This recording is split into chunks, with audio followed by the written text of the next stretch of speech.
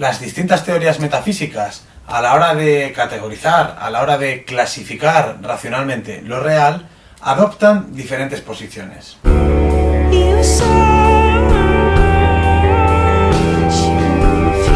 Bajo los rótulos monismo y pluralismo se engloban diferentes teorías que tratan de hacerse cargo de la cuestión de lo real desde diferentes enfoques. Por un lado, el monismo afirmaría que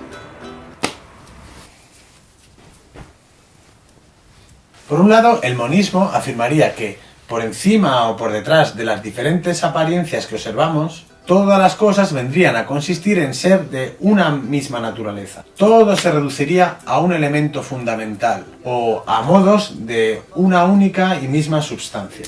En cambio, para el pluralismo, la realidad consistiría en una heterogeneidad irreductible. Las cosas serían, en el fondo, irreductiblemente diversas.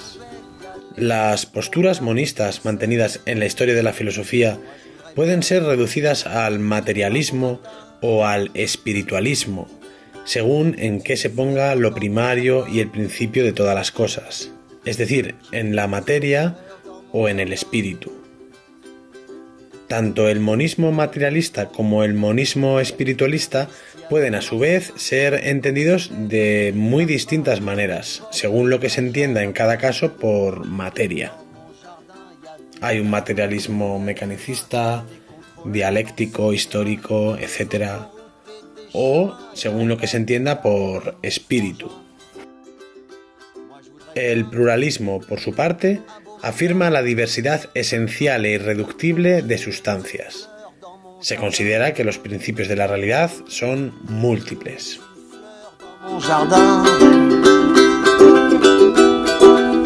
Dans mon jardin, il y a des dortoirs, il y a des crachoirs, il y a même eu des fours crématoires, il y a les couloirs pleins de portraits de gens qu'on n'excusera jamais. Hay una serie de fenómenos que pueden llevarnos a pensar que existe una realidad más allá de aquella realidad que nos muestran los sentidos. Imaginémonos, por ejemplo, a nosotros mismos haciendo introspección en la cama, por ejemplo, antes de dormir. Miramos nuestro propio interior y ¿qué es lo que hay ahí dentro? Podemos llamarlos nuestras vivencias, nuestros sentimientos. A ellos solo tengo acceso yo.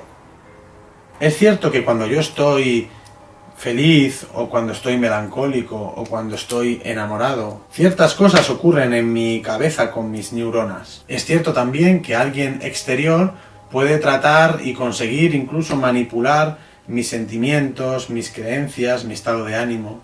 Incluso yo también puedo tomar determinadas sustancias, determinados fármacos que modifiquen mi estado de ánimo, que modifiquen mi estado interior de conciencia. Pero esa vivencia, incluso aunque haya sido manipulada, es solo mía. A ella solamente tengo acceso yo. Esto que yo siento puedo intentar transmitírselo a otros seres humanos, mediante la comunicación verbal o mediante el arte. De hecho, la propia existencia de la comunicación nos da indicios para pensar que nuestras vivencias internas son muy similares a las de los demás, porque si no, no nos podríamos comunicar. Pero lo cierto es que mis vivencias son exclusivamente mías, nadie puede acceder a ellas. Este hecho quizá ha dado pie a pensar que existe una realidad interior diferente a la exterior, que tal vez sea de naturaleza distinta, que tal vez sea de tipo espiritual.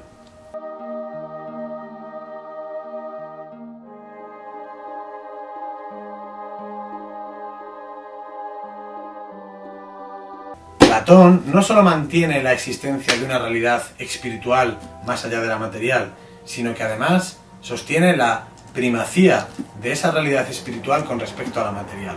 Este mundo que habitamos, imperfecto y cambiante, es solamente una sombra, una copia, un pálido reflejo del mundo ideal.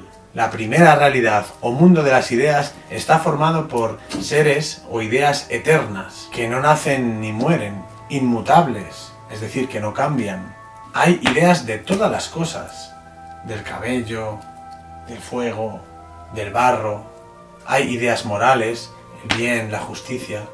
Hay ideas estéticas, la belleza, matemáticas, como la idea de unidad o la idea de triángulo. Es decir, hay ideas de todas las cosas, pero estas ideas no son perceptibles por nuestros sentidos. Solamente podemos percibirlas utilizando nuestro entendimiento.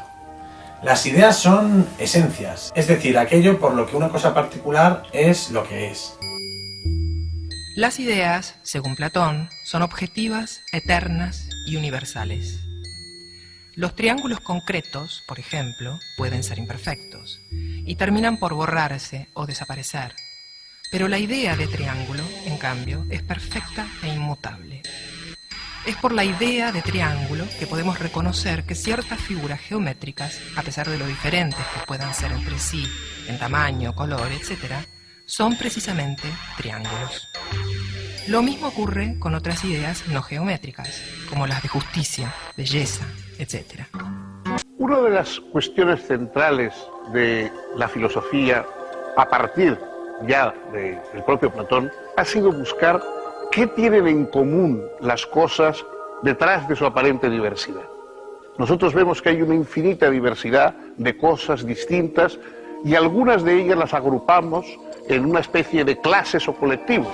Hablamos de árboles, de hombres, de peces, de estrellas, y quiere decir que esa diversidad de cosas tiene algo en común. Ese algo en común que tienen las cosas de un mismo género, de un mismo rango, es lo que más o menos Platón llama idea.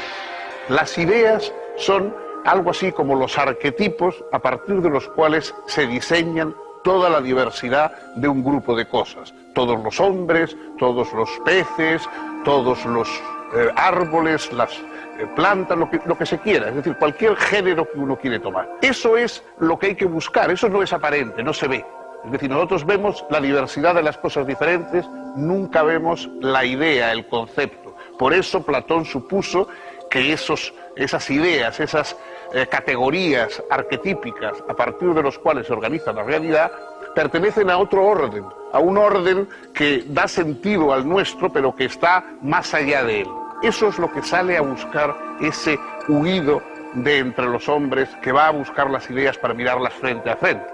Los demás, en el fondo de la caverna, están sometidos a ver puras sombras o sombras de sombras incluso, hasta que rompen la cadena, es decir, hasta que se ponen a pensar, porque la forma de liberarse por parte del ser humano es entregarse al pensamiento, y salen afuera a mirar las ideas frente a frente. Descartes es también uno de los representantes del espiritualismo, puesto que se opone a la idea de reducirlo todo a la materia y pone el cogito como punto de partida para el pensar.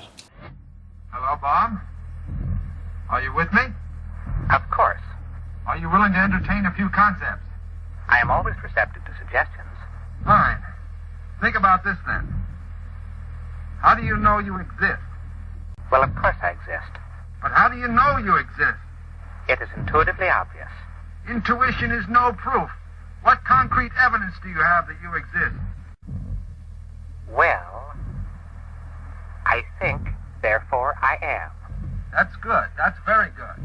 But how do you know that anything else exists? My sensory apparatus reveals it to me. Ah, right. This is fun. Now listen. Here's the big question.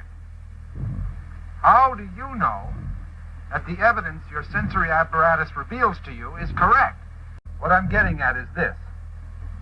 The only experience that is directly available to you is your sensory data. And this sensory data is merely a stream of electrical impulses that stimulates your computing center. In other words, all that I really know about the outside world is relayed to me through my electrical connections. Exactly.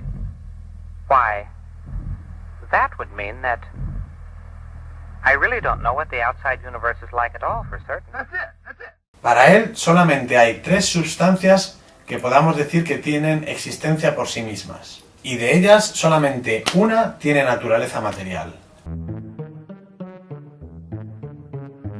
Estoy seguro al menos de que existo, y de que existo como algo que piensa. Esto que soy no es el cuerpo, sino una sustancia cuya esencia consiste en pensar, de modo que el alma, por la cual soy lo que soy, es enteramente distinta del cuerpo.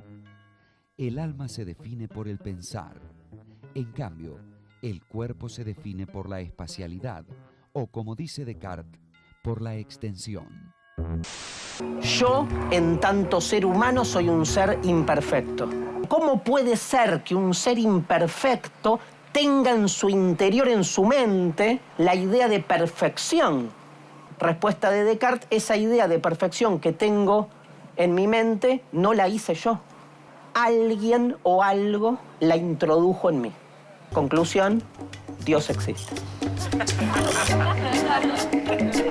El sistema filosófico del filósofo alemán Georg Wilhelm Friedrich Hegel o Jorge Guillermo Federico Hegel puede entenderse como una culminación o radicalización del espiritualismo, puesto que Hegel no parcela la realidad en diferentes mundos o en distintos tipos de substancias, sino que considera una única realidad, que es pensamiento, idea o espíritu.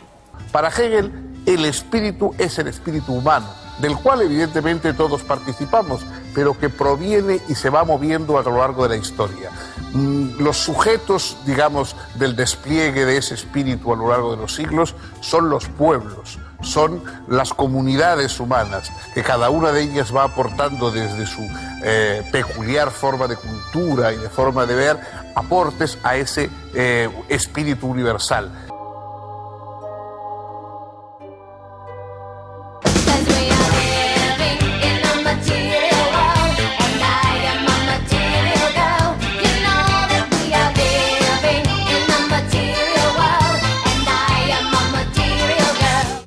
¿Qué es ser materialista? De nuevo, no se trata en absoluto de una cuestión fácil ni exenta de polémica. Además, no hay un solo tipo de materialismo. Pero bueno, vamos a señalar que bajo la etiqueta metafísicas materialistas englobamos a algunos pensadores heterogéneos que niegan la existencia de realidades de tipo espiritual, o al menos conceden primacía a la realidad material. Tal vez los primeros materialistas fueron los atomistas griegos Demócrito de Abdera y su maestro Leucipo. Ellos fueron precursores de la moderna teoría atómica, planteando que toda la realidad se reduce a átomos y vacío. Principios de todas las cosas son los átomos y el vacío. Todas las otras cosas son objeto de opiniones. Mucho tiempo después podemos mencionar el materialismo de Karl Heinrich Marx, el cual es bastante complejo y no consiste en la simple afirmación de que todo es materia. Para Marx, el ser humano no es un ser contemplativo, sino un ser activo que transforma la naturaleza. El mundo que nos rodea es un producto histórico, es el resultado de la transformación que las generaciones precedentes han realizado. Los materialismos de la antigüedad, el materialismo de un Demócrito, de un Epicuro, de un Lucrecio, eran materialismos, digamos, en el sentido científico, es decir, se explicaban que todo está hecho de átomos, que la realidad no tiene espíritu, sino que todo es cuerpo y cosas por el estilo. Pero no se introducían en el campo de lo histórico. El materialismo de Marx parte efectivamente de estos materialistas clásicos de la antigüedad, pero introduce la dimensión histórica. Lo importante no es solamente que todo el mundo es material, que todo el mundo está hecho de átomos y de cuerpos, es decir, que no hay elementos de espíritu sobrenaturales en la realidad, pero es que esto también influye en la historia. También los pueblos, las sociedades, el mundo, digamos, en que vivimos, está basado en condiciones materiales. Normalmente ponemos los ideales, las grandes palabras, las virtudes, la justicia, los más elevados sentimientos por encima de la realidad y no nos damos cuenta de que son, piensa Marx, las condiciones materiales las que determinan realmente las sociedades. Los seres humanos vivimos de acuerdo con nuestras posibilidades tecnológicas, de acuerdo con las desigualdades económicas, es decir, con la jerarquía que da el hecho de que unos posean y otros tengan que trabajar para los que poseen y para su subsistencia.